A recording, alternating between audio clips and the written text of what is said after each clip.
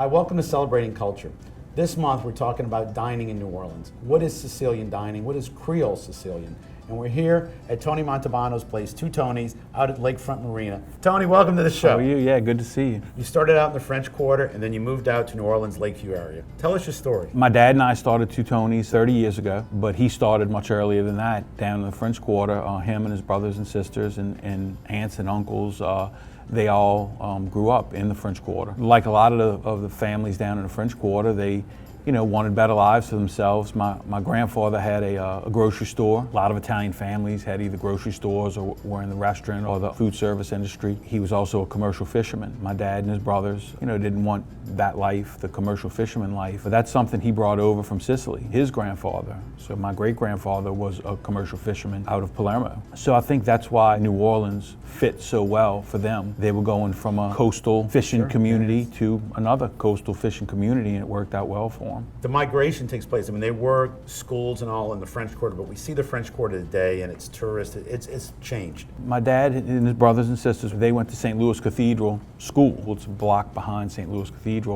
and grew up down there. They didn't want such a hard life as their dad had, my grandfather, in the commercial fishing industry. So they started bars, restaurants, things like that. Eva's Spot, Montalbano Seafood, the Blue Angel, and then you kind of fast forward to when I came along. My dad and I left there and opened up Two Tonys over on Decatur Street, and that was 30 years ago.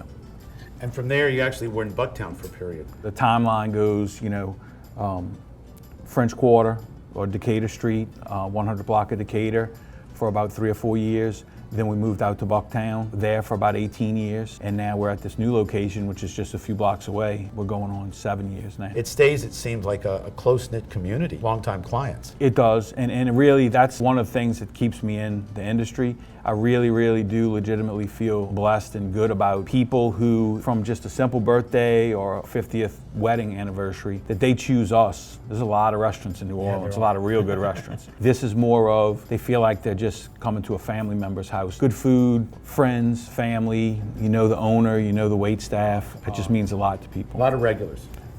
95%. Wow.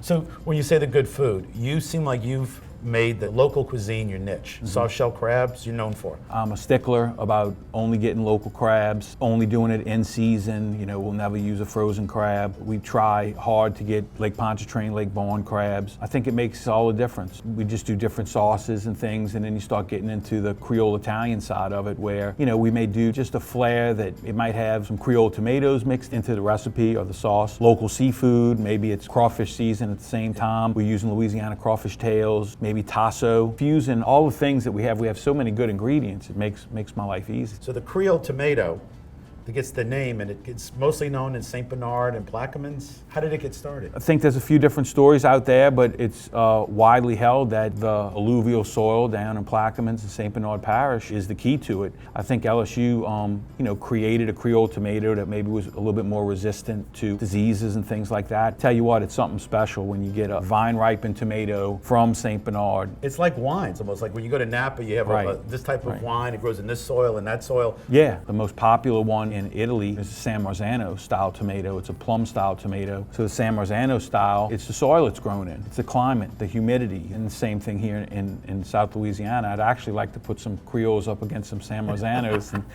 some true San Marzanos and see how it fares. Speaking of that, you have your own sauce. Right. And it says Sicilian Marinara. We've been doing this recipe for about 30 years now. And it's a fusion of my mother's side of the family, my dad's side of the family.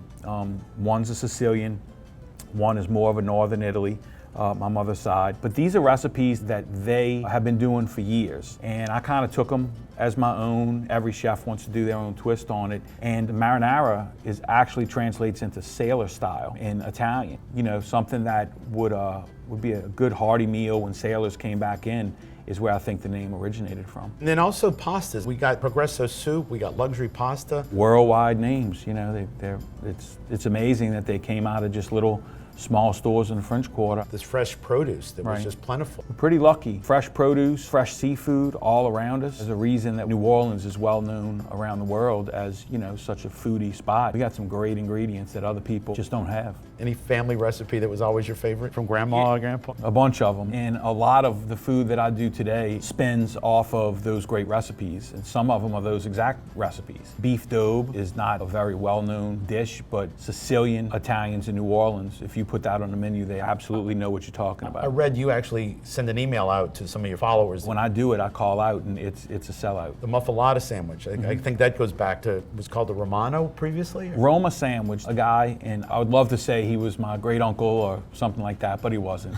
His name was Montalbano. I think it was Biglio Montalbano, and he had a grocery store in the French Quarter like a lot of Sicilian Italians did. So a lot of the old timers, my dad and some of his uncles and cousins, they all talk about this Roma sandwich that I believe is on Dauphine Street. And it was, you'd put the bread on the scale and you'd tell them, this much mortadella, this much Genoa, that much provolone. But then the lagniappe was he had an olive mixture, an olive like tapenade, you would call it these days, but olive salad. And he would put that on, and that was like the icing on a cake.